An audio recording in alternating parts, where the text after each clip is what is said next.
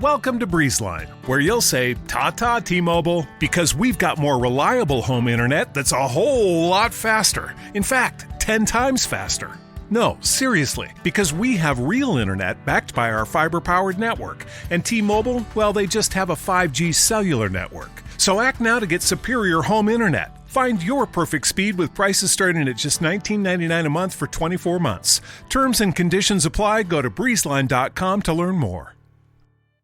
So, how does it feel when you play Roll Up to Win with Tim Hortons? Buy a hot or cold beverage using the Tim's app and find out. Roll in the app for a chance to win prizes ranging from free coffee and donuts to a Universal Orlando resort vacation or a sweet car. Oh, don't forget the TV. And this year, every roll is a shot at a $1,000 daily giveaway drawing for two $500 prizes. Roll up to win and get treated by Tim's. No purchase necessary. Account registration required. 50 U.S. and D.C. 18 plus entered by 4/2/23. See rules at rolluptowin.com for free entry and full details. Void in Florida and where prohibited.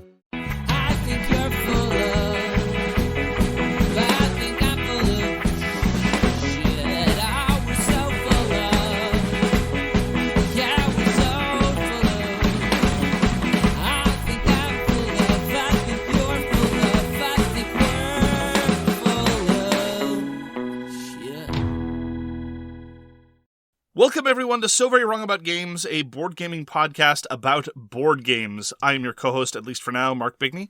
And with me, as always, is, for now, my co-host, Michael Walker. How you doing? Great, Mark. I'm kind of worried now. Well, I just want to address the rumors. Everyone's been speculating. All right? Have they? It's been rampant, quite frankly. I've been seeing it everywhere on the major media news. And I just want to put to bed the rumors once and for all. We've checked the contracts. We've consulted with the editorial Gibbons. We've consulted with the legal Gibbons. We've consulted with the producer Gibbons. Everyone is unanimous, despite the rumors to the contrary. Tucker Carlson will not be joining the podcast. Oh. He's not going to be replacing one of us, despite the fact that he's a free agent. But the letters I sent him, that's probably why he quit. I promised him a spot. Yeah, but the Gibbons said that they didn't authorize it. Oh. Without the Gibbons signature, nothing we do is authorized. They keep us on a short leash. I think he's going to be upset. I think he's upset most of the time, to be frank. He's a big board gamer. Anyway. No, he's not. We are going to talk about board games this week. We're going to talk about the as-yet unnamed retrospective intro segment, the AYURIS. We're going to talk about the games we played last week, the news, and why it doesn't matter. And then our topic for the week, the topic being the games must flow. Walker loves to talk about game flow. He has some thoughts, and I have some thoughts as well. I also have some questions for Walker. We're going to get psychological this week, Walker. I think so. Yeah. So, with that in mind, what did we review last year? Exactly 1 year ago, we reviewed a card game called Imperium, Classics and Legends. I hate the name so much. It's so bad. It's so generic. It's not their fault. Okay, it's pretty generic, and it's not their fault that so many other games came out that year with Imperium : something, or Imperium generally. And it's certainly not their fault that Dune Imperium, my least favorite of the Imperium-named games, became the dominant game in the hobby sphere, or at least the most popular one. Twilight Imperium, anyway. Well, Twilight Imperium is bad enough, but at least that isn't, Imperium : something. It's true. Or something : Imperium. So anyway, this is the civilization-themed deck builder by Nigel Buckle and Dávid, Turczi, published by Osprey. It came in 2 base game boxes that could be combined as you wished. And I've actually talked a lot about it since we initially reviewed it. I released an episode of So Very Wrong About All the Games You Like Are Bad, almost exclusively about civilization games theming, and talking about how I felt that the Imperium games did civilization theming much, much better than any others. Because as opposed to your traditional Sid Meier mold, where Alexander would be leading you for 3,000 years, here in Imperium Classics, you would have Alexander the Great show up and do something once, and then go into your history, and maybe the fact that he had done something in your history would be relevant for other scoring cards or not, but you didn't have these immortal god kings and other details like that I very much appreciated. Anyway, the gameplay is great. There's a wonderful scoring app. Opinions differ on how good it is multiplayer. I still enjoy it with 3 players or 4 if they all know what they're doing, which I've done once. Downtime, though, is pretty significant. Well, on the topic of game flow. Walker, you really haven't expressed any interest since we reviewed it. No, it really is a game that you really need to play a lot. And like you sort of said there, it is more of a 2-player game, and that sort of genre is very crowded. Well, least yes. for us. Well, by virtue of the downtime. The solo play, I think, is wonderful, except for the scoring, which, again, there's a lovely little augmented reality scoring app which takes out a lot of the pain therein. No, but like you said, as for Civ games, it does so much more that the other ones do not. It's not as though you have one special ability, like, your troops have 2 strength. Right, instead of 1. exactly. It's not as though you start in a different part. Oh, look, you're the Romans, so you start in Rome. That makes you the Romans, right? It's your entire deck is different, and it all sort of incorporates and gives you that whole feeling, and the fact that you have a history pile, and all of these things give you this feel of a serious, and it's just in cards. That's cheap, tons of variety. And I think it's one that I think eventually we will go back to. Well, it is the case that next year, I was hoping it was going to come this year, but it's going to come next year. There's going to be Imperium: Horizons, 14 new civilizations. This is a new expand-alone, and there are going to be 45-ish reprinted cards for the base game. And it's my most, honestly, I think it's my most anticipated release of the confirmed releases so far, certainly independent of any crowdfunding. I really, I was nervous because Dávid Turczi is kind of hit or miss for me as a designer, especially when it comes to a lot of his solo work. But this is, I think, some of his best work, all told, barring none. And I think this is probably some of the best solo work that he's done as well. And I'm just a big fan of Imperium Classics and Imperium Legends, and I can't wait to see what Horizons does. Especially since one of the many great things about Imperium Classics and Legends was it was vastly more pan cultural than a lot of traditional Civ games. Like even Mosaic, which we really like, is just the standard, boring, here's the Mediterranean again. Africa? What? Where? Like, yeah, you got the Carthaginians and the Egyptians, but they didn't view themselves traditionally as African civilizations in the same way that some of these other civilizations did. Anyhow, I adore Imperium. I don't know what to refer to the game as, though. Just Imperium. Just Imperium? But that's so... Okay. In this context, people will know, but in general, Imperium is... I love Imperium. Looking forward to more. That's what we reviewed a year ago in my collection, apt to stay. I even bought a custom insert for it, so there you go. Of course, Horizons is going to ruin that. Oh, well. So, Walker, what did you play last week? Mark, we got to the table XenoShyft Dreadmire. Did we ever? And I think this game made me see a little bit of its age. I know we touted a lot. Yeah. But it did sort of drag on a little bit. Really? There is a little bit of build up, as the monsters get better and the troops that you get to pick get better, but it just seemed, I think maybe it was because it was 3-player. I'm not sure. I felt the exact opposite. Did you? Well, because we were playing 3 players, which is past our normal recommendation of the game. We recommend that XenoShyft be played roughly at the same player count as Imperium, which is to say 1 is fine, 2 is okay, 3 is pushing it, and people better know what they're doing. And we had a new player. We were playing with Chip the Third.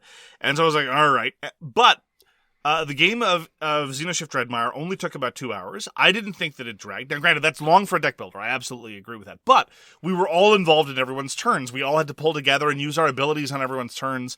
And I didn't feel like it dragged at all, despite the fact that much of the time I was, watching you and Chip the Third resolve your lanes, knowing that I had these abilities, but because I needed to know when to jump in, worrying about whether I needed to save them to save my own skin later on. And went right down to the wire. We needed right down to the last every purchase we had. Every time we hit a new wave, we desperately needed those new troops right away, and that kept things feeling relatively fresh for me. And I got to use new exploits that I hadn't used before. I was based on the introduction of those level 2 and level 3 troops. I got to use the intelligence operative in conjunction with a very, very expensive item, and I got to recycle that. I got to use some of the grafting abilities in conjunction with the defensive armor so as to get the offense up. I thought it was a great session. I was glad that we got to introduce someone who's never played before. Like I said, it was right down. We got ended the game with 1 hit point left, right down to the very end, which was pretty cool. But like I said, just with this flux of newer games that we've been playing, it felt old to me. In the context specifically of co-op deck builders, or just deck builders in general, or games in general? Games in general. Games in general. Yeah, I don't know. Just for that downtime, I think, because more games are sort of bam, bam, bam. You know what I mean? Like one action, two actions. I hear you. This is you're running your whole line, right? And everyone's just sort of, there are, like you said, there are things, you're going to throw in a flashbang, or you're going to maybe throw in a sky trooper. There are things that you can jump in and use some abilities, but there is a lot of downtime. I hear you. I didn't feel comparatively. I honestly just did not feel it as downtime. And so often in cooperative games, you just don't really have much player interaction. Like, just to pick one at random, like Siege of Rundar. When someone's taking their turn in Siege of Rundar, I will grant you that the downtime between turns in Siege of Rundar is a fraction of the downtime between resolving waves in XenoShyft. But when you're doing your turn in Siege of Rundar, I can do nothing. Whereas when you're resolving your lane, every time there's a problem, every time there's a key juncture, every time my perception is that things are going badly, I can jump in and say, okay, well, would this help you? Would that help you? I can use this ability on your behalf. And so just the level of interaction between players, the level of genuine cooperation, made me feel that it earned its 2 hours of playtime. I'm very disappointed. I'm sad. I'm sad. Here I am sad. I'm sitting here sad. I think you're taking it too hard. I'm just saying. I'm taking it very personally, Walker. I'm sad. From last plays, it's slowly. Anyway. Do you know what I think it is? Do you know what I think the problem is? It's because I pointed out that your copy is incomplete. Because you don't have the hive. It could be. Could be true. Anyway, you were saying? Anyway. Always enjoyed it. Art is amazing. The special abilities, the gameplay, everything about XenoShyft, I still enjoy. It just felt a little aged to me this time I played. Okay. Is by Cool Mini or not, it is designed by Michael Shinall, and it came out a long time ago, like you mentioned as we were playing it. It came out way back in the day, Mark. So old.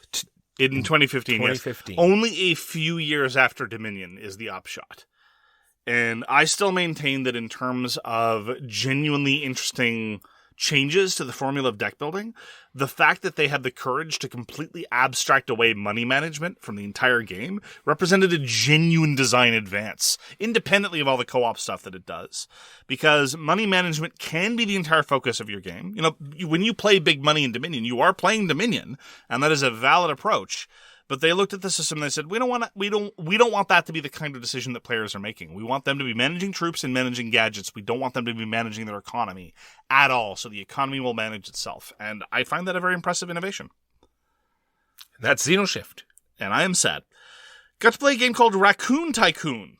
On the topic of Mosaic, which was designed by Glenn Drover. This was designed by Glenn Drover and published by Forbidden Games in 2018. And Raccoon Tycoon was, of course, redeveloped and redesigned into Lizard Wizard. I have not played Lizard Wizard, although I saw it played once. And Raccoon Tycoon is a very stripped-down game of auctions and money management. Essentially, there are these commodities. One of these commodities, parenthetically, is called goods. I do not approve of this. It is presented as a wooden box.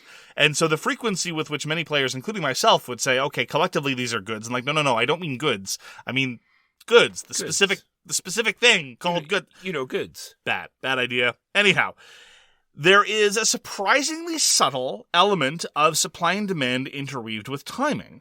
Because one of the actions you can do for free is to play a card which will give you some quantity of commodities and will influence the price of some quantity of other commodities.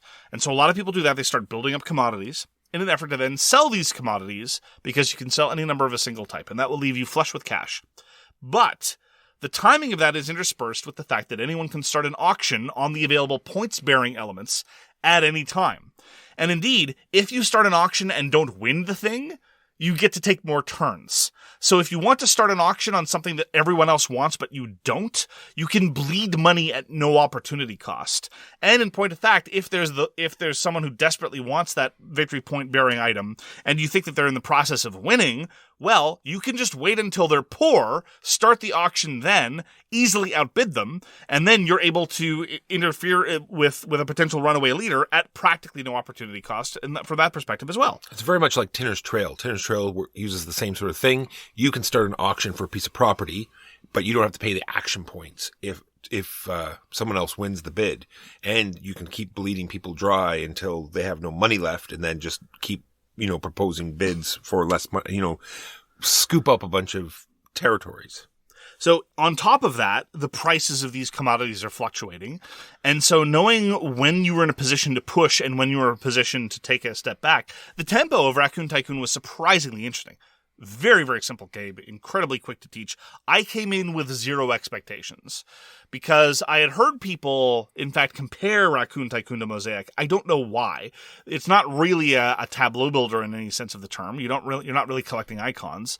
You're collecting sets of similar cards in an effort to get additional points. And indeed, these sets feature delightful illustration of animal industrialists. The illustrations were so compelling in point of fact that when there were two of the same animal, say Top Dog Railways, do you get it? Yeah, or Fat Cat Railways. Oh, very, very clever. Very clever, very clever. We do not endorse body shaming of felines here, but fatness here was represented more as like a PHAT fat, right? Yeah. But the illustrations were so compelling that people would actually ask, which of the two are you offering up for auction, even though they're identical cards in terms of gameplay effects, because we thought that one of them was fancier than the other. Anyhow. So there was even a slight degree of whimsy in our playing. I was thoroughly delighted. I came in with zero expectations for Raccoon Tycoon, and I found the timing surprisingly subtle and determining when to auction things off and how to be surprisingly interesting. The actual auctioning itself, once that gets triggered, is reasonably straightforward. You know, people are going to try to bid you up, and you have to figure out how much money it's worth to you, etc. But money is only good in Raccoon Tycoon to either buy buildings, which tend to be very, very expensive, but give you a certain return, or trying to auction off these sets of cards. I'd happily play again. It was very quick, very engaging. Everyone at the table had a good time. And it left me, again, impressed with the design chops of Glenn Druver, who's not been consistent necessarily in his output. There's a fair number of things that he's done that I don't find enjoyable, but I do think that he's rapidly earning his way onto a list of designers whose work I should always check out. And now I'm even kind of curious about Lizard Wizard.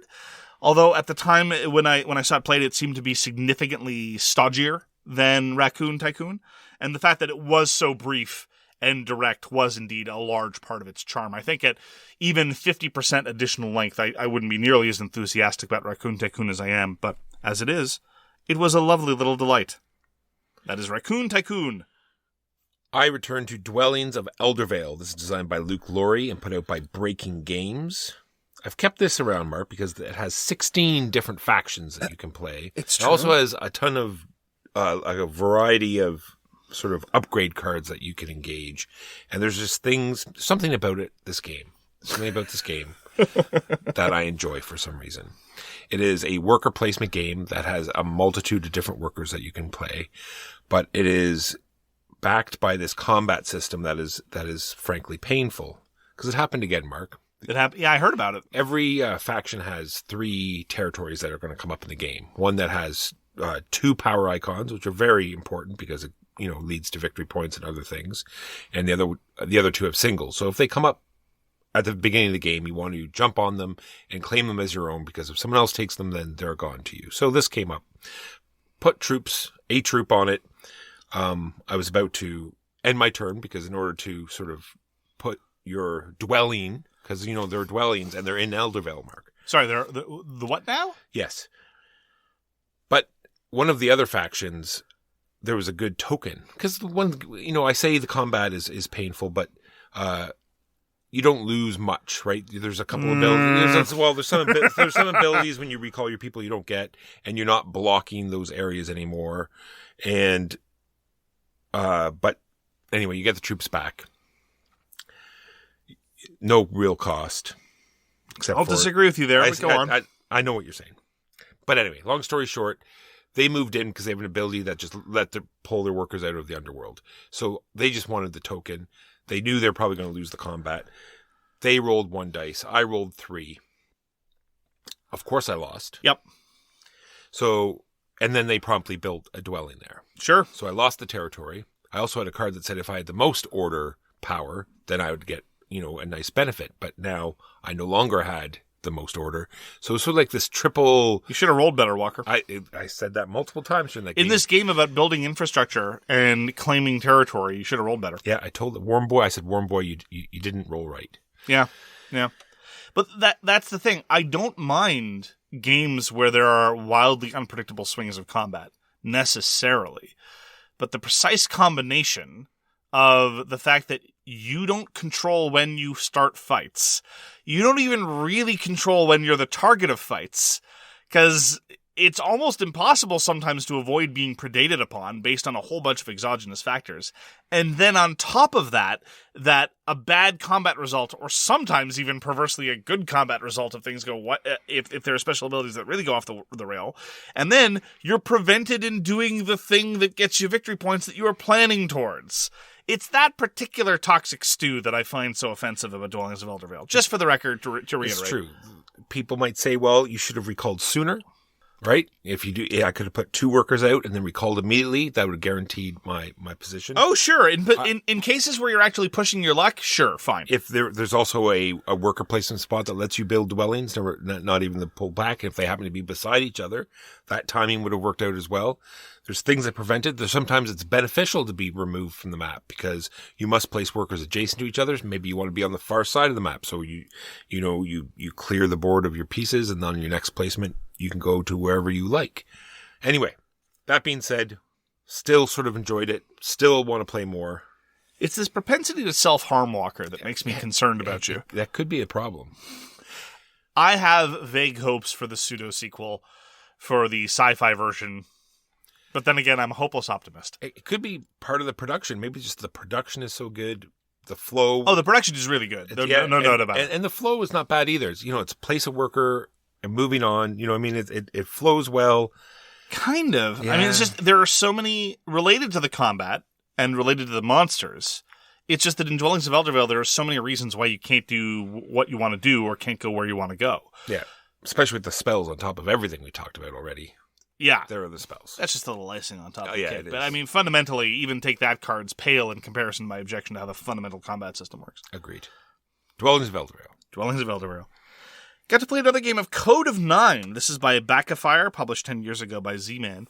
And this is a hidden victory conditions game where there are 8 victory conditions that will score for everybody, but you only know what 2 of them are at the start of the game, and part of the game is figuring out what the victory conditions are while simultaneously trying to advance your holdings such that those victory conditions will favor you. And there's a whole bunch of shenanigans that you can engage in, stealing tokens from people, swapping victory conditions out such that what other players were working towards now aren't part of the victory conditions, trying to manage turn order in just the right way. It's a marvelously simple game in that spaces just do what they say they do, and it's mostly just, I take a token, or I hand this token to one player and give it to somebody else. But nonetheless, it evolves because there are blocks of actions that only get revealed on each subsequent round. There are 5 rounds, and there's some actions that you only do in round 1, and then round 2 you get access to more, etc., etc. And nonetheless, it's got just that right level for me of ignorance and certainty. Because in games where you have hidden victory conditions, you very frequently find yourself arbitrarily handing victory to somebody else, or arbitrarily locked away from being able to advance your own victory conditions. But so far my 2 plays of Code of Nine, I found that it's balanced right on the knife edge of, well, I can operate on uncertain information and try to hedge my bets.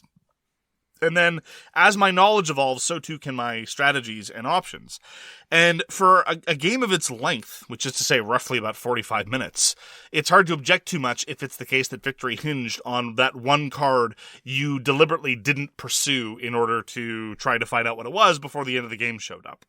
So I do appreciate its approach to information flow, its approach to risk, its very simplified approach to worker placement. I think Code of Nine gets a lot right. And I was very happy to go back to it, and I really do appreciate how the knowledge state in the game evolves, and you really are able to make enough inferences based on other people's actions to be able to hedge those bets. So I'm looking forward to more plays of Code of Nine. Right, so there's a very famous monument in Greece called the Akropolis. So I'm talking about the 2022 game, because there are several Akropolis games. This is designed by Jules Messaud and published by Gigamic, and this got a lot of buzz last year. It is a tile layer where you're placing hexagons, like groups of 3 of hexagons, and it's a great little great little thing. It's got a bunch of colors: purple for temples, blue for residential areas, red for military, yellow for merchants, and they all have their own sort of scoring rules at the end of the game. Like merchants can't be beside each other, barracks must be on the outskirts of the city, temples must be completely surrounded, and the residential must be all in one sort of group, or they don't have to be, but you're going to score your biggest one, so keep them together. And the hook of this one is that you can start building on top of other blocks, but you're going to lose those scoring opportunities that you cover. But you sort of want to cover, there's also a white hex, and this is going to get you sort of patchwork type currency. So when you go to pick your tile, you can pick the one you want.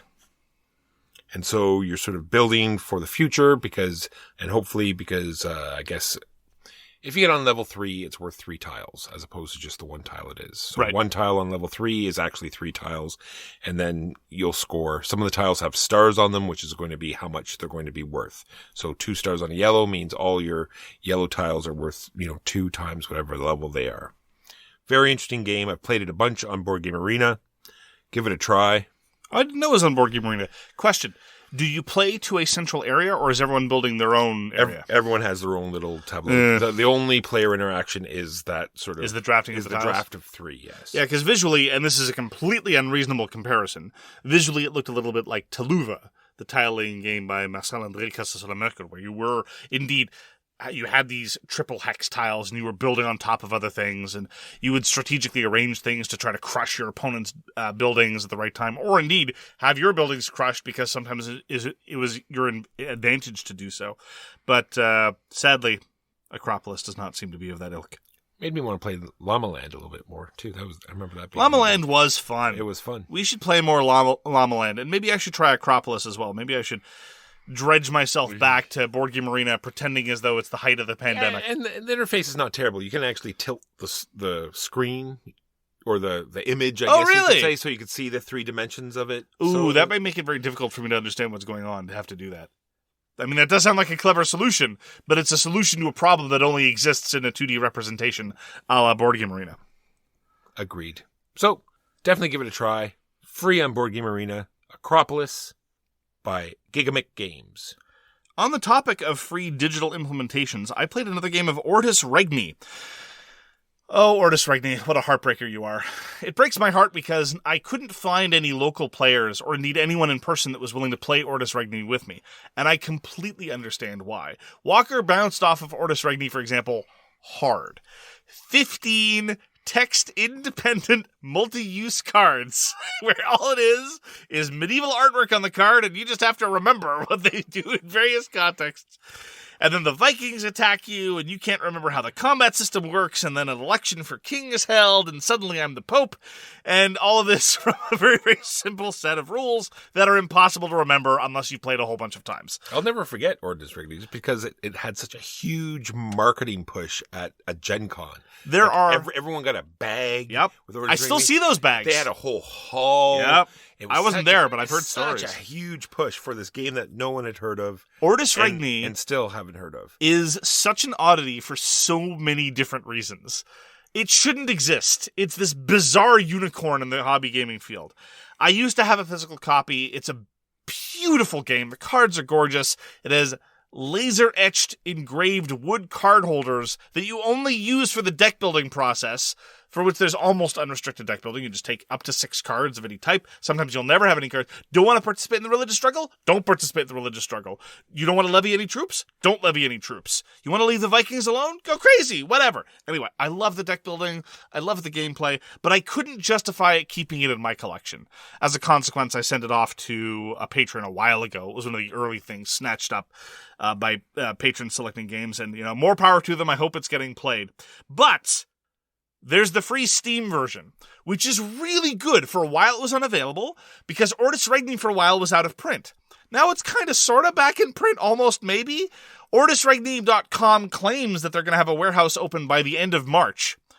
Given that this is late April, I think their initial estimates may have been overly optimistic, but quite frankly, a 3-week delay in getting a warehouse open in the board games industry is practically ahead of schedule, so we'll see what happens with that. Just more copies became available, and people thought it was late stock, but it turns out that new copies were being printed. Who knows? It's a mystery wrapped inside a riddle, wrapped inside an enigma, which is utterly deserving of Ortus Regni, that bizarre unicorn of a game that shouldn't exist. Anyway, I still have it in my Steam library. I pop it open every once in a while. It's a very good digital implementation, and I highly recommend Ortus Regni. If you haven't tried it, it's utterly unlike anything you've ever played before. It is a wonderful experience, even if you hate it, because at least you'll see what you can do with a weird card game. Ortus Regni. I wish I could justify keeping it in my collection, honestly, as a physical object, but it's one of those, getting rid of Ortus Regni was one of those things where it's like, congratulations, Mark, you are a reviewer now, not a collector. It's the sacrifices that I make for the listeners, Walker, and for you. You took Ortus Regni from me. Now, the word hero is thrown around an awful lot. And it definitely doesn't apply here. Okay, so you were nice enough to show us a game called Rallyman Dirt. We were dirty, dirty boys together, Walker. This is designed by Jean-Christophe Bouvier. Thank you. And put out by Grail Games. No. Holy Grail Games. Holy Grail Games. There was Grail Games that had some serious publication problems. And now there's Holy Grail Games that has had some serious publication problems. It's important not to confuse them. So we somehow got a copy, even though backers didn't. Or did they? Did everyone finally get their copies? I can't say for sure. Okay, well, let's hope that everyone got their I copies. certainly hope so. And this is a racing game. and it lives up to its name, right? It's a rally racing game. Yes. Everyone does their own time. More or less. There's next to no player interaction. You actually... The first player goes, and then the first player goes again, and then the first and second player go. So now the first player's had 3 turns before anybody else, and then 2 turns, and then you slowly goes 1, 1, 2, 1, 2, 3, so 1, 2, 3, 4. Everyone slowly gets pushed out onto the track, and very seldom do you catch the person in front of you. Correct. It's the minority of turns where you overtake somebody. And it has this interesting card system where whatever gear you finish in, you take a card and has a time on it. And when you finish the track, you add up all your time. Yeah, at the end of the track, you say, "Hey, Mr. Rallyman, tally me the time cards." Just so. And if you crashed, then that's bad. Yeah, flag come down and I want to go home. Just so. And there's an interesting push your luck. Much like, many racing games, there's a push your luck aspect. I'm not sure. I much enjoy the Formula Day sort of push your luck. I think it. Oh, really? You prefer Formula Day? That didn't come up at all while we were playing. No. Well, that's you didn't weird. mention it. Are you sure? You should have mentioned Formula. I had it if you prefer Formula Day, I had it recorded on my phone. I kept hitting the button because my voice was getting a little dry from saying it over. Anyway, this comes in form because you're always rolling a bunch of dice to movement, 1 through 6 for your gears and some cornering dice and other stuff. And depending on how many dice you roll those. And if you roll 3 hazards, you've spun out. So in this version, at least, yes. So there's a lot of dice rolling and debating if you're going to roll them all or one at a time, and if you're going to roll more. So it eats up a little more time. Where in Formula Day, the push your luck is I'm going to roll this gear. You roll it and you move and you're done. So, and there's also a little more pushing luck with wasting a little bit of tires or wasting a little bit of brakes, and it'll still keep you in the race. Whereas here, one failure pretty well puts you out of that particular race. I'm not saying always and completely. In our case. Yeah, but having the worst time in a given race is entirely irrelevant because it's a rally of 3 races. That's what I was going to get to, yeah. So it's not terrible. And I was in last place in the first race and I ended up tying for first overall. Just so. So in one race, it'll put you out, but as long as you do well in the other races, then it doesn't matter so much. Yeah, so you can spin out. You can really, really do badly. And indeed, in some contexts, it was the case that in the first race, for example, I didn't spin out. Chip the Third did spin out, and Chip the Third finished faster because he was racing more aggressively. So let's address a couple of things. With respect to the pacing of Rallyman, I absolutely agree that the pacing of Formula Day is faster.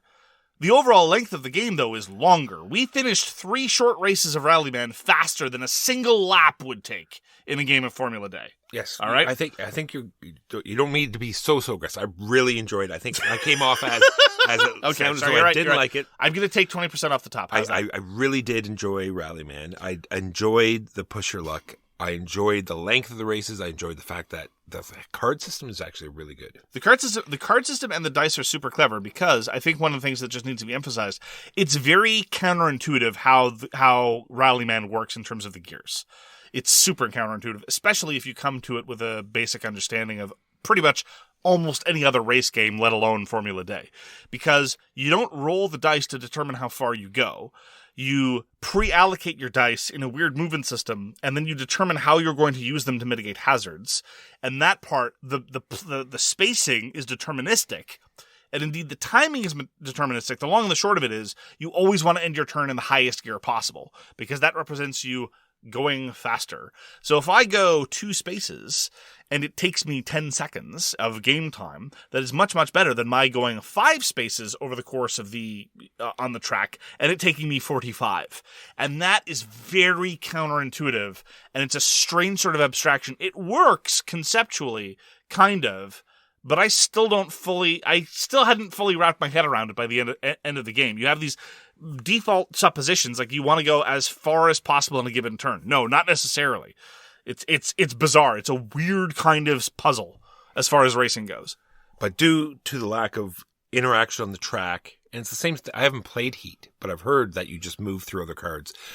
I know in Formula Day that when you're playing with newer players or players that haven't played very often, the cars tend to stretch out. But if you have players that have played a lot, there's a lot of blocking in the corners. There's a lot of jockeying for position. There's drafting. That part of racing I really enjoy, which is not present in Rallyman. Okay, so with respect to Heat, whatever you've heard about Heat, I can assure you that the drafting is so consequential, it makes the comparative lack of blocking irrelevant. I would say that relative car position in Heat is more important than it is in Formula Day. Now, that having been said, let's be perfectly frank.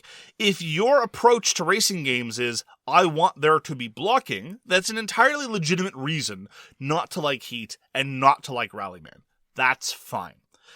But just acknowledge that is emphasizing one aspect of what could broadly be described as elements of racing. Now, for a lot of people who care a lot about driving, puzzling out the track is 99% of what racing is, right? Because a lot of races are just time trials anyway. A lot of races, even where there's real life blocking and drafting and all these other things, it's all still about figuring out the angles and managing your gears and knowing when to accelerate and so forth. And Rallyman seeks to evoke that far more than anything else. I enjoyed the fact that it was quicker than a lot of other racing games, because again, that's one of my problems with a lot of racing games. I enjoyed the fact that it was almost like a collaborative puzzle, because people were generally helping each other in terms of, if you go shift down to second here and then accelerate through this turn, you'll go faster than you would otherwise. Oh, okay. So that was the player interaction that we got, turning a competitive game into a kind of a co-op series of puzzles. And so that part I appreciated. But again, how counterintuitive it is, and this is nothing to say with how well or poorly it represents racing. I have no intuitions about how racing actually works, and I have no intuitions about what a racing game should bring to the table, other than occasionally my disappointment that racing games tend to go very long. So Rallyman Dirt presents a series of kind of weird puzzles that I thought were kind of okay. And that's not bad. Now, the risk-reward element, again, so counterintuitive to me, I wasn't really able to wrap my head around it. And at the end of the day, I think a close match will be entirely determined by luck of the dice. Because when you're making big turns, the big consequential turns, those are the ones where the variability can spike. I'm either going to finish this turn having swept across much of the map, and it'll have taken me 2 seconds of game time or a minute of game time because I done spun out. And then, I get my penalty card for having spun out and it says, you didn't spin out at all. Sisu! Okay, fine. That part was also a little weird. So, look, Rallyman is fascinating. I'm really glad to have finally tried it, because actually, when the first Rallyman came out, I read the rules and it made zero sense to me. I literally couldn't process what it was asking me to do because, again, the dice were being used in a weird way, and these cards, it's like, I don't understand how the gears are working. But, sitting down and playing a game of Rallyman Dirt was really kind of interesting. I don't know if I'd seek to play it again because, again, it's a very strange kind of puzzle. But as far as racing games go, it's got a lot to recommend it. Yeah, speaking of racing games that were blocking as bad, there's a game called Downforce. Yes. Where blocking is bad. Available at your local dollar store. It's true. So that was Rallyman Dirt by Jean-Christophe Bouvier, Holy Grail Games. Decided to sit down for some solo gaming and played another game of Resist. This is a review copy sent to us by the designers, designed by Trevor Benjamin, Roger Tankersley, and David Thompson. Published by Salt and Pepper Games. Salt and Pepper is a newcomer to the historical gaming market. They plan on putting out similarly adorably small-boxed solo historical-themed games going forward, and I, for one, am very compelled. I keep saying this every time I talk about Resist. The art does a lot of the work, humanizing and personalizing the element of Resist, and it's managed to reveal to me an attribute that I certainly never would have contested before, but hadn't really been made painfully apparent until playing Resist. Eyewalker, amongst the possible alternate career paths that I could consider past podcasting, should not become the leader of a resistance movement. Probably a bad idea. Yeah, I don't think it would work out. I don't have the stomach for it. I just do not have the stomach for leading a resistance movement, because the kind of campaign element of Resist, where it's a one-sitting campaign, but you decide to keep taking bases and keep doing engagements until you decide to stop. I'm usually ready to stop. My nerves are frayed, not in a sort of serious stress way, but after the first engagement, I'm like, I need to bring all these guys home. I want all these charmingly named and charmingly rendered with lovely personality. I want them all to survive. Now, granted, in the context of a game of Resist, surviving means under a fascist regime and the one that they're trying to dismantle. So it's all very complicated. But after every engagement, you have to decide whether you want to keep going or whether you want to call it a day.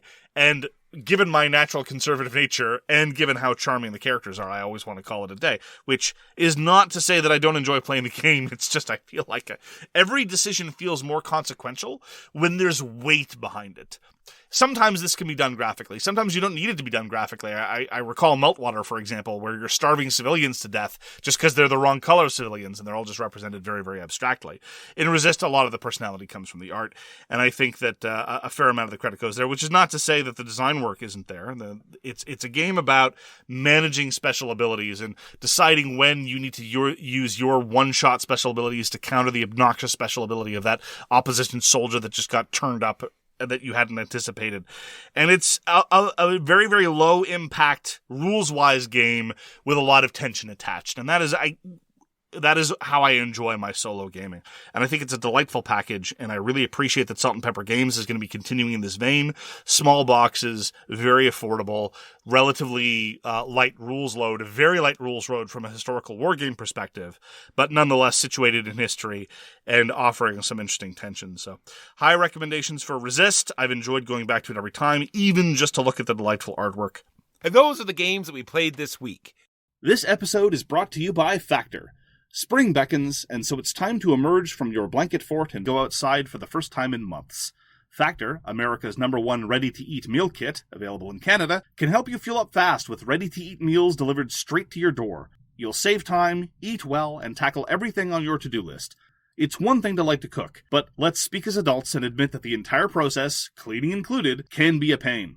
Factor's fresh, never-frozen meals are ready in just 2 minutes, so all you have to do is heat and enjoy.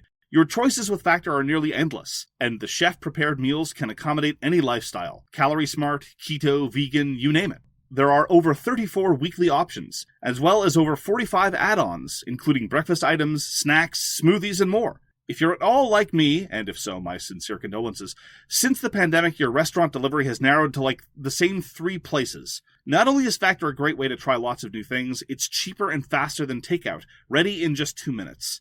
Finally, Factor is also a sustainable choice. They offset all of their delivery emissions, source renewable electricity for its production sites, and they feature sustainably sourced seafoods. Offer available in the US. Head to factormeals.com/SoWrongGames50 and use code SoWrongGames50 to get 50% off your first box. That's code SoWrongGames50 at factormeals.com/SoWrongGames50 to get 50% off your first box. So, how does it feel when you play Roll Up to Win with Tim Hortons? Buy a hot or cold beverage using the Tim's app and find out. Roll in the app for a chance to win prizes ranging from free coffee and donuts to a Universal Orlando resort vacation or a sweet car.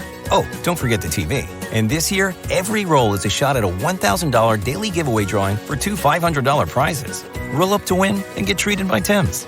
No purchase necessary. Account registration required. 50 U.S. and D.C. 18 plus entered by 4/2/23. See rules at rolluptowin.com for free entry and full details. Void in Florida and where prohibited. Now, on to the news and why it doesn't matter. So it's episode 260, and we get to flog the Patreon. Mark, did you know we had a Patreon? We have a Patreon. Yes, I'm intimately aware. And we talk about all sorts of other stuff. If you enjoy this podcast, we have much more content. Mark does a great show called Bloat, where he talks about all sorts of stuff. Every other week, we do Pledge of Indifference, where we talk about upcoming crowdfunding stuff. We have extended episodes where we have stuff before and after the episodes you're listening to now. Ad-free episodes as well. Access to our lovely Patreon-exclusive Discord, or our overlords and commissioners get access to games we're done with, which is to say most games, because we can't keep many of them.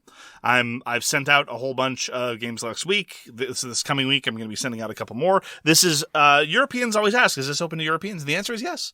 We send games to Europe. We are an international podcast. So this being said, if you take in any content whatsoever, board game or otherwise, send a message to those content creators. Tell them what a great job they're doing. If they are board game creators, send a message to the designers and or the publishers and say, hey, I heard your game from here and this is why I bought it. Or I'd really like to, hear about your game from these podcasters. Can you send them a review copy? Reach out. Let people know about content creators that you enjoy. Well said, Walker. So, Mike Hutchinson, the designer of Gaslands and A Billion Suns, one of my favorite tabletop wargame designers, has a Kickstarter up now for his new game called Hobgoblin. Hobgoblin is going to be a very, very nasty in tone massed fantasy battle type miniatures wargame. And it has the Rule of Carnage imported direct from Gaslands, which definitely inspires confidence in me, which is to say, in any case of ambiguity, rule in favor of whatever causes the most carnage, which is a great way to keep games moving fast and not bogging down, mentioning no other tabletop wargame rule sets involving massed fantasy battles at all. And I'm a big fan of everything Mike Hutchinson does. I have pledged for Hobgoblin. I'm very much looking forward to seeing the final product. That is on Kickstarter now, Hobgoblin by Mike Hutchinson. So, Mark, we have entries for our very popular segment, which is Who Asked for This IP Game? For my entry, it's going to be the Call of Duty board game. It's true. So this is coming out by Arcane Wonders, the same people that brought us Sheriff of Nottingham, the Dice Tower Essential line, and it's going to be Call of Duty the board game. I'm so looking forward to it. It's going to be great. It is. I have a question. A friend of mine asked on social media, is it going to come with the endless stream of insults and racial epithets that you would get online? I think that is an excellent stretch goal.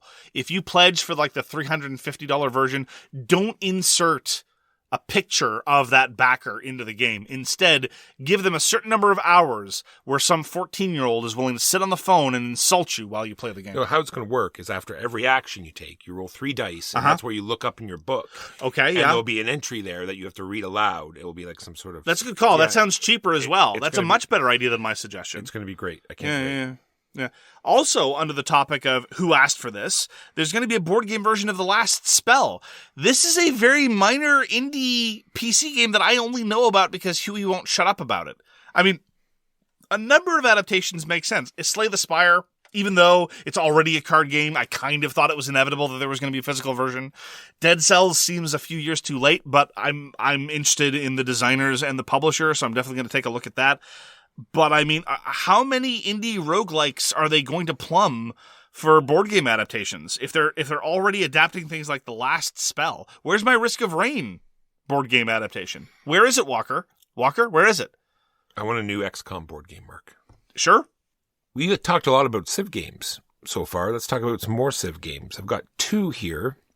The first one is Path of Civilization. This is by Fabien Gridel, the co-designer of Turing Machine. And the hook on this one, Mark, is going to be simultaneous play. Ooh. A Civ game with simultaneous play. So there was already that real-time Civilization game. Yes. That was published last year. But this one will be different. Okay. Then there's Alate, Dawn of Civilization. And this is going to be a Civ game done by Paolo Mori. Ooh. And Ole Steinles. Ole Steinles? Oh, yes. Excellent. That's a stellar pedigree, quite frankly. And this is going to be a deck building sort of Civ game. deck building / kingdom building. It's going to be like the early dawn of Civ. Okay. And the art so far looks fantastic. I'm there. Sign me up. We reviewed Revive just last week, and I mentioned at the time that there was going to be an expansion. There's a little bit more information now about the expansion. It's called Revive Call of the Abyss. It is going to have new tribes, new cards introduced, and new tokens introduced to all the piles. It's also going to introduce a new mechanism related to the water, which, quite frankly, I'm a little bit nervous about that part, if only because Revive seems to be leaning into the new proper nouns fallacy of a lot of IPs. It's already the case that all the factional tribes have incredibly weird faction names, and they seem to want to be casting a universe. And as I said in the review of Revive, there was one thematic element that I wanted Revive to explore, and it didn't. So throwing more proper nouns at the concept and the context is not apt to make me more interested in the world. But that having been said, I'm a big fan of the game Revive. I'm a big fan of the designers designing Revive, and so I'm happy for more content that is going to be Revive Call of the Abyss. Speaking of more content of games that I enjoy, Bitoku is going to get an expansion called Restoran. And it's just more stuff. 3 modules, more cards, more tiles. More stuff is good for Bitoku. Because it has that very interesting 2-layer board where you just slot in stuff. Slot in different stuff. So I have a game called Ernest and Celestine. It's a cooperative game from Remy Laurier and Space Cow. So this is not a game that you're going to bring to your local game group. Why is that? Because what you do is something that I used to do as a child. You would draw pictures on someone's back and they'd have to guess what you were drawing. Oh, yes. There was a cooperative game that had that as an element of guessing that we talked about. Yes. Yeah, frequently there are these party-ish guessing games where they assume a degree of personal intimacy that is inappropriate for strangers. So that doesn't say they're bad games. No, that's what I'm saying. This is going to be a great family game, not one you'd bring to your local game group. Sure. Don't bring it to your local game group. Yeah, that sounds like a bad idea. So yes, so there'll be shapes and other stuff. The artwork is amazing. That's what drew me to it immediately. Take a look at the art. Very visually pleasing. And that is from Space Cow. And lastly, I have Richard Breese. Guess what? He's made a game that's not a key game, Mark. Really? I didn't know he was capable. And it's also being put out by R&D Games. This one is going to be called The Glade. It's sort of a tile laying, toadstool set collection. Looks very interesting. Take a look on it. It is on the Board Game Geek news page. Has very interesting gameplay elements. The Glade. And that is the news and why it doesn't matter. On to our topic of the week, which is the games must flow. Now, Walker. Yes, Mark. Let me identify a particular phenomenon that I think can frame a lot of, or at least some of this discussion from your perspective. And I want to ask you some questions about it. All right? All right. Okay. Because I think this phenomenon can be bookended nicely with a phenomenon that I think is characteristic of my play. All right?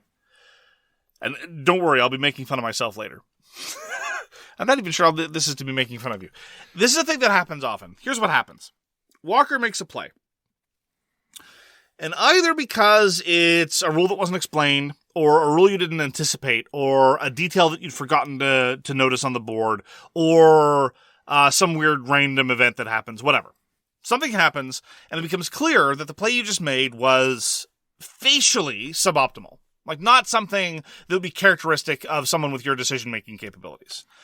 And then your face and your entire body become concorded with what I will call the pain. All right? It's clear that Walker immediately regrets what he's done. You sort of there's a head motion that you sometimes do very characteristically, as though you've been physically struck. Right? Have I been unfair so far in my characterization of something that happened? This is good. Then what happens is the following. Someone, usually myself or Huey, this is often what happens, say, Walker, feel free to take that back. This is especially when it's because of a rule that you hadn't internalized or had missed or whatever, or because of a detail you'd missed on the board. Sometimes even it's as a result of a catastrophic random thing, especially if it is in conjunction with some of those. We almost never let people undo things after randomness is revealed. But sometimes, when Walker has failed to notice something, and I'm not saying you're oblivious, people fail to notice things. But after the reaction comes, we say, Walker, just take it back to something else. And you say, no, I did it. I did it. And then what happens is if Huey brought it up, I bring it up again. It's like, no, seriously, Walker, you can undo that and it'll be fine. I don't think I've ever seen you take anything back under those circumstances ever. Well, it might have happened once or twice. Maybe. And then it just happens that I'll explain, well, because I want to do this and this, and then that would give me this, and I would get all these points. And then someone says, take it back, so I take it back, and then do something else, and then someone will do something that will stop me from getting those points. Well, Stop me from getting the points. So it's like sort of like that double kick to the groin. It's like, oh, you didn't internalize it right, and you figured a way to do it anyway on your next turn, but someone sees you're about to get all those points, so they rob you of those points, and now you're disappointed again. So I just say, no, I'll just live with that, and I'll figure out something else. I don't know that I accept the generalization that you're necessarily going to be frustrated. You don't need to, because in these circumstances, it's so, as I say, the move is so facially suboptimal that it's not, that undoing it or declaring that that's not really what you wanted to do based on the context doesn't reveal anything about your future intentions other than, I would rather not be a crazy person. Like, we're talking about contexts where, you pay $1 for a token that costs 5, and so you just wasted the $1. Or you send a troop into a combat that is literally impossible to win. Or you put your worker in a place that literally gives you no benefit. Or gives you a benefit you've already claimed from some other action. I'm not talking about context where it turns out that there was like, the economy's bad, I'm selling my wheat for 2 rather than 4. No, that doesn't usually merit the Walker reaction.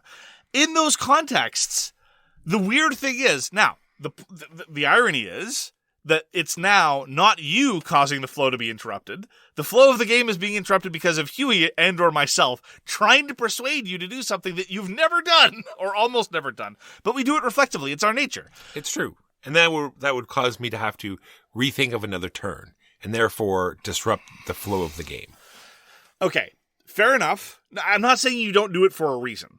I sometimes joke unfairly that you are fundamentally a masochist, and this may or may not be true, but it is unfair to accuse you of being masochistic in these contexts because you do have a reason, and that is because you value the game flow. So why? So tell us. This is what brought this topic. Exactly. It is sort of a side to it, but it is optimal play versus the overall game experience. 100%. So through looking up stuff for this, I think I've just realized something is that I play games differently and for different reasons than other people. Okay. Like I play for the interaction with my friends. Sure. The sort of watching the Do you have any of those? No. Okay. But I can pretend, Mark. Sure. This is, Okay, fair enough. So no one else needs to know that. Sure. So watching the sort of game state evolve and watching the different mechanics, change the game state and stuff like that. And it's just watching it happen, seeing how designers, want you, seeing the magic that they create, right? Sure. But you're not totally divorced. And I don't mean this as a criticism at all. You are not totally divorced from your own success or failure in the context of a game. You like to win. You like to do well. That's right. Go on. So is figuring out the optimal turn, holding up the game, pulling the other players out of the experience. So this is how I went into this whole thing. It's like someone's decided to stop. It's like, oh, wait, I think I can get 10 points instead of, the 4 that I thought I was going to get. Sure. And they're going to pull back their turn and they're going to rethink it and they're going to go through all the motions and figure out, oh, wait, no, that's only 8 points. Okay, wait, if I do it this way.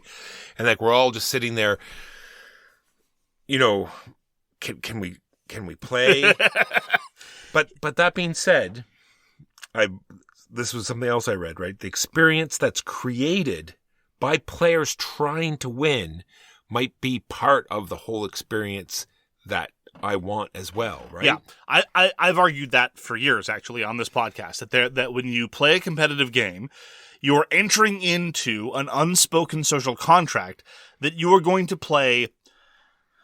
Well, here's where things get hazy. I would normally, when phrasing things pithily, because usually I never waste a word, I will always only ever use a single word, even if 5 or 6 other flowery, elaborate words might suffice. Not even a single syllable would you waste, Mark. Thank you, Walker. I'm glad you acknowledge how parsimonious I am with my syllables. Anyway, I would say that you are entering into an unspoken tacit agreement to play competitively, to play to win. Now, obviously, a lot of questions are being begged by that statement. And I think a lot of this discussion about how much game flow can be sacrificed can indeed be parsed out from those individual things. But I do agree with you that the overall magic of most competitive games only results when people are playing to maximize their position within broad constructs. People playing a competitive game somewhat randomly, or people playing a competitive game only to help their neighbor, you don't get that kind of magic. Things go off the rails, and it's just generally not as interesting. The game states themselves are objectively, I think, less interesting in a lot of those contexts. True, but I feel as though I can see in a game night situation where people might be, not playing to win. They might be just showing up to have fun, or they might be, but in someone's home, when you're there to play a game, I really feel everyone there is there to win. Sure, but when I say play to win, I don't, again, that's what I said, a lot of questions are being begged there, and I don't mean it the same way that, say, David Sirlin would mean it. David Sirlin has made a bit of a career being, quite frankly, a bit of a jerk about what it is to play to win. What I mean to play to win is, broadly speaking, insofar as you are consciously advancing the game state, you are going to consciously advance your own success rather than consciously advancing someone else's success or playing randomly. That's the bar. It's a low bar. It's a very low bar. Then we get into the somewhat higher bars, because I fear what you are doing when articulating this is that you're erecting a false dichotomy. Now, false dichotomy is falsely presupposing that there are two things that are necessarily opposed to each other, when, in point of fact, they could be compatible or there could be a spectrum. I fear the false dichotomy that you're erecting is optimal play versus everything else, because I think there are degrees of optimality. I think that the person who spends the entire, who paralyzes the game state, especially near the end of the game when it's clear they've already won, or something, who spends that extra 5 minutes trying to eke out those 2 or 3 marginal points from resource conversion, doesn't have to be put in the same bucket as Michael Walker undoing a turn from after the reaction. Right? Agreed. Those are two different phenomena, especially when a plurality or even a minority of the rest of the table is saying, no, Walker, go ahead, right? Because game flow and playing optimally don't have to be intentional. I'm not saying you did. I'm not saying you said that they had to be. But game flow gets to ebb and flow. Not to make a pun out of it. And if the rest of the table is saying our conception of the game flow allows for Michael Walker to undo his turn, it is conceivable to me, this is too strong an accusation, but it's conceivable to me to advance the position, hypothetically, that if Michael Walker insists that his turn is over and it is turn for the next player to go, that you might actually be the one undermining game flow. You understand what I'm saying? Let me rephrase it. I realize that was a web of words. It is possible that I say what you're saying is it's all my fault. No, I was trying not to phrase it that way. What I'm saying is that it is possible that some people's conception of ideal game flow includes retaking turns. Gotcha. That's what I'm saying.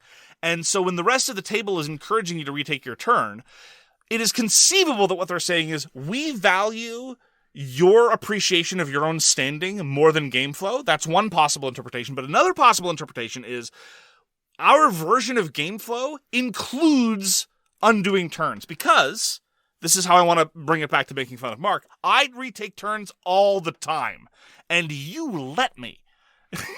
Right? Well, because I can see where if you didn't, you would be upset with the game state. Well, okay, upset is... I shouldn't say upset yet. That is unsatisfied. Yeah, definitely dissatisfied. If I become upset, I'm not gonna say that I never get upset over game states. Yeah. I shouldn't. I need to grow up like every other human being, and I agree with you that I can be as big a baby as almost anyone else at any game table. Well, almost. I played with children. They can be bigger babies.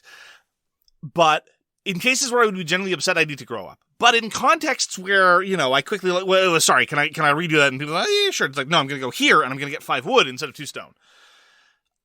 I hope that most of the time my redos are more in line with that, and you're happy to let me do it. Yeah, because you've already figured out the turn. You've already said, wait, that's the better move, and you just do it, as opposed to that was terrible. And then you're like, no, I don't want to do that. And then you move your worker back, and now you're looking at the board and thinking, okay, what would be a better move? I can think of specific examples, Walker, where literally, I'm not going to say that the specific combination happened, but the specific detail pattern emerged. We're playing Agricola, and one of the spaces gives 6 wood, and one of the spaces gives 2 wood, and you place on 2 wood, and you're like, I really need this wood, and then you look over and you see, oh, but that space has 6 wood, and then you do the reaction like, Walker, move your worker over there, take the 6 wood instead, and you say, no, I played it, I'm done. I'm sure there was probably another sub-action there that I took at the same time. No. Your what I'm saying is that my prioritization of optimality goes to the extent of redos too often. And I'm saying that your conception of the importance of game flow comes at the expense of an appropriate level of redos. Because I think when I hear people talking about game flow, I love a game with incredibly good game flow. To my mind, Antica and Imperial are 2 good examples, right? Imperial is much heavier, and it proceeds more slowly as a consequence, but nonetheless, you get these great snappy turns, and everything's moving like greased lightning. When turns slow down, it's because something interesting's happening. Everyone gets up and looks over, and everyone's moving the pieces around. Wonderful, wonderful game flow, right? Not all games can work that way, unfortunately. And I don't know that it is necessary for you to sacrifice yourself on the altar of game flow single-handedly when everyone else at the table is encouraging you to do otherwise. True. Maybe I feel that sometimes it might happen too often, right? Because if you let it go too many times, then it's definitely getting into, extending the game longer than it needs to be. I hear you. And I can definitely think of times when I've abused this, right? My own sense of frustration has caused me to redo turns more often than it should have. But I don't think it's the norm at our tables. No. And I certainly never get the impression. I'm saying is that you have a radical double standard with respect to yourself. That's what I'm saying. It's really egregious. The number of redos that you're willing to give someone in any game is always way more than 0. And maybe in the back of my head, I'm thinking I'm setting an example as well. It's like, oh, no. So would you rather? No, not always. Just sometimes it gets a little. Like you said, especially at the end, right? Where it's that last turn and they're trying to eke out the very last points. It sometimes just gets painful. Well, I think it's one of the reasons why we don't tend to like those calculational point salad games quite as much as a lot of other people, right? To my mind, Stefan Feld games work a lot this way, where it's a lot about resource conversion, and nearly every turn you're going to take is going to give you 3 to 6 points, more or less, depending. And near those last turns, you're like, okay, I have these following 5-point conversion options. Let me calculate what all of them will do for my last 2 turns. I agree with you. Certain games lend themselves to that, and that's one of the reasons why I think the appropriate reaction is not to play those kinds of games and then insist that everyone calculate faster or not calculate. I think the better reaction is to not play those kinds of games. Do you understand? I do. All right. Maybe this will bring some light here. Okay. Please illuminate. For people playing board games, is it a challenge to themselves to win or get a better score, or is it an overall experience for everyone at the table? Or a third option, which again, since we're being so psychoanalytical of our 2 playing styles, which I think hopefully will be illuminating to other people who might or might not identify with this. You identify a third category very often, which is not that you want to play to win. You don't necessarily care quite as much about your standing at the table, but you have some notion of acceptable level of play for Walker standards, and this is a sliding scale. And you can come in last place, but if you think you played to your abilities, whatever that is, you'll be happy. But if you win, but you think you didn't reach Walker score, you can be very frustrated. I find this fascinating because I don't have any independent notion of how good mark play is, except insofar as the final ranking. There might be some exceptions, like games I've played like 100 times before, right? Maybe Race for the Galaxy or Raw are a couple of examples where if I finish a game of Raw and I've got 17 points, I've got a sense that's not really doing very well. But all right, so there was an article that said something like, here's 35 things to be a good board gamer. Really? Right? I only have 5 here. Okay. because there's some 35 is a lot. It is. I thought. Anyway, one was focus on the game, and it was talking about like don't be talking to the other players. No time for socializing. This is the 35 ways to win at games. Just concentrate. Yeah, exactly. So this is what I mean. This is so against the way I play board games. I found this interesting. But that's part of the thing. Like, game flow can be the enemy of social interaction. I agree with you that a reasonable person knows how to contour and contextualize a social interaction. Like, if you just want to share a funny meme with somebody, do it to somebody who just took their turn, as opposed to somebody who's about to take their turn. And that's not even a really good example. I don't know that sharing funny memes is a great thing to do in the middle of a board game necessarily, but you know what I'm getting at. Yeah, like I said, I just picked these 5 out that were like anti my playing style. This one was play to win, not for fun. What? Yep. Are you serious? That was number 2. Yeah, focus was number 1. Who wrote this? I didn't. I should have put some. It was like a article. I can give you. This sounds terrible. Links. Okay, continue on this nonsense. Number 3. I left the numbers here, so this is number 3. It goes 1, 2, 5, 34. Anyway, okay. Don't cut your friends any slack. Which was not terrible, but it was pretty well like leaned in, saying if you see an advantage, then crush your friends. I see that as a strong thesis and a weak thesis. The weak thesis is if you're playing against a table with friends and strangers, don't cut your friends any slack at the expense of strangers. Yes. I think that's utterly helpful. The strong version of that is more like the David Sirlin version, which is you better grind their face into the dirt so they know who's boss. And that I definitely don't agree with. And this one is the thing that, anyway, this is the one that I think goes against my playing style. Really, this is the antithesis of. Okay. It says don't go after personal goals. And you know how I play. It's like moral victory, or at least the Walker standards that I was just talking about. I did this in the game. Like I did the silly thing. I got the 400 resources of this one thing. So anyway, so don't go after personal goals. Just go after actual victory points. I'm more sympathetic to that. I'm definitely more sympathetic to that than you are. It depends on the game and depends on the context.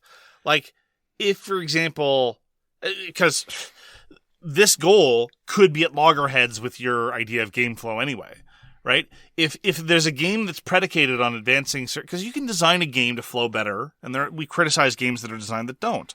And if it's the case that you look at a certain game and you're like, well, I don't want to do that necessarily. I'm not going to advance my victory conditions in Mosaic. I'm just going to accumulate as much money as I humanly can, right? That's all that I ever want to do. That can seriously lead to game flow problems because you're always searching out these weird accounting actions that require lots of fiddly counting, and you're constantly making change and all that other nonsense, for example. And on top of that, there's my previous contention that if you play arbitrarily or so contrary to the expectations of other players, you might then just be a chaos monkey in the context of the game. And I'm pro-Gibbon, but not chaos monkey. Yeah, to go back, because I forgot to say that, because we're talking about the last part of the game, because I forgot to read my actual sentence for that. It's first they have to, because it's hidden scoring. So first they have to add up everyone else's score, so they know where they stand. Yeah. Then they have to get the most optimal turn. Anyway, it's true. Moving on to the very last one, number 34 was mess up other people's plans. Yeah. I know, right? Yeah. Well, that I think touches on something that's ancillary to game flow, but is nonetheless an interesting question. We've talked about this before, actually, which is, do you care in a competitive game where it's about points? Is it better to win, say, a 74-72, or is it better to win 16-2? Right? Right. In the same game with the same scoring option, and different people will respond differently there, and different people value second place differently. Some people view second place as first losers. Some people think it's almost as good as first place. It's a complicated matter. And I will say this though, people who care a lot about relative rankings and fine-grained things like that, they're often the ones who end up engaging in calculations that you and I would agree are deleterious to game flow. If it's just a question of, I've got these goals to pursue, I'm going to go after them. Once you start complicating it a lot, it's like, how many bananas do they have? I think they want the bananas. How can I get bananas while denying them bananas? Yeah, exactly. Unless that's the key part of the goal. I covet the bananas. Here's a good example. when playing Sidereal Confluence, I know it's not a game that you enjoy. Sidereal Confluence, I think, based on the statements of the designer and based on playing the game, it's pretty clear that it was not designed for people to be constantly reevaluating everyone else's score. That's just not how the game was designed to do. You want to maximize your score. If maximizing your score throws a bone to somebody else in the process, so long as you're profiting a lot and you're going forward, you're making your deals, go forth and do it. But there are these people who just don't understand that mindset. And any game with Sidereal Confluence where they're involved, it grinds to a halt. It's like, well, I'm getting a bunch of cubes out of this transaction, but I saw you just made a whole bunch of transactions where you got a whole bunch of cubes. What are you going to do with those cubes? It's like, dude, do you want the trade or not? Right? Like, the trade's either valuable to you or it's not. If it is, yeah, let's if not, let's go off and seek greener pastures elsewhere. Yeah. It's tricky. I mean, because this is fundamentally, to go back to how we phrase this is fundamentally a question about values, about competing values. And the only point that I really want to make, and that I hope that you internalize, that sounds really condescending, that I really want to make and that I think is very important, is that when you're prioritizing things like game flow, you might be throwing out some other considerations that you might not have considered. Sometimes that is even game flow itself. Right? Because you say you want to be an example to people. Well, maybe Huey and I aren't comfortable with games with no takebacks, for example, in the context of your own turns.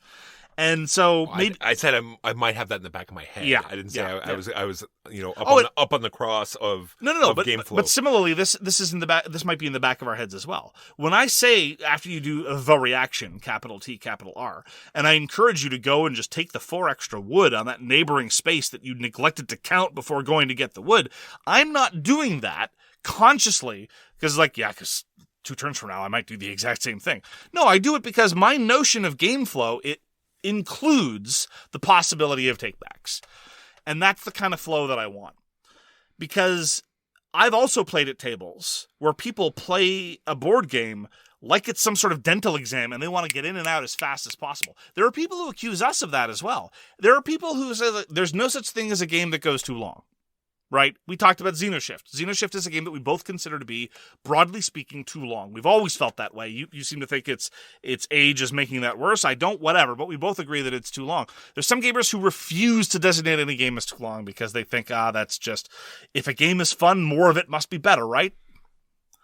So it's already the case that flow is a very, very controversial notion. And I think it's very clear after having played with you for years that I think that your personal enjoyment of the game, and indeed, it might be better if your concept of flow broadened a slight bit. That's my observation. And I think my enjoyment of the game needs to be subordinated to the notion that sometimes I hold up the flow, because on rare occasions, I am that person who's doing that end of game calculation. And on rare occasions, on occasions, I am that person doing that calculation. And on occasions, I am that person who does the one too many take back, who really should just learn to live with what they've done. So I'm just going to fall back on what I usually say. Try to feel the table presence. Read the room. Yep. Even ask questions. Like, am I taking too long? Am I, You're right. It's not going to hurt anyone's feelings. It's when you, maybe you'll speed up a little bit more. Just say, is it okay if I take a little longer? Or am I taking, am I holding the game up? Do you mind? Yep. And if so, just read the room. I think a good note to end on is a question that we have posed in the past, a question that's been posed to us in the past, which is, how do you get people to play faster? And the answer is, I know of no way. Shot callers. Well, with that, thank you very much for joining us for So Very Wrong About Games. Please direct any lawsuits to our legal gibbons. If you'd like to get in touch with us, on the other hand, you can find all our contact information at sowronggames.com/contact. There's tons of great information on sowronggames.com. We recommend it highly. We read everything you send us, and we'll get back to you if we can. Thank you again for spending some time with us, and we hope to see you again soon. Peace! You've been listening to So Very Wrong About Games, produced by Michael Walker and edited by Mark Bickney. Special thanks goes to What Does It Eat for generously allowing us to use their most excellent song, FOS, as our theme. You can find them at whatdoesiteat.com. You can reach us by email at soverywrongaboutgames@gmail.com or on Twitter at SoWrongGames. Thanks very much, see you next time, and always, try to be right, but remember you are so very wrong. 92% of households that join Peloton early in the year are still active a year later. Yeah, if you like cycling to EDM. Not just EDM. Try cycling to Broadway hits, take a scenic hike in Iceland on our treadmill, or row to some 80s jams. Because I have so much free time. Whether you have 30 minutes or just 5, Peloton can fit any schedule. 92% stick with it. So can you. Try Peloton tread, row, or bikes risk-free with a 30-day home trial. New members only. Not available in remote locations. See additional terms at onepeloton.com/home-trial. So, how does it feel when you play Roll Up to Win with Tim Hortons? Buy a hot or cold beverage using the Tim's app and find out. Roll in the app for a chance to win prizes ranging from free coffee and donuts to a Universal Orlando resort vacation or a sweet car. Oh, don't forget the TV. And this year, every roll is a shot at a $1,000 daily giveaway drawing for 2 $500 prizes. Roll up to win and get treated by Tim's. No purchase necessary. Account registration required. 50 U.S. and D.C. 18 plus entered by 4/2/23. See rules at rolluptowin.com for free entry and full details. Void in Florida and where prohibited.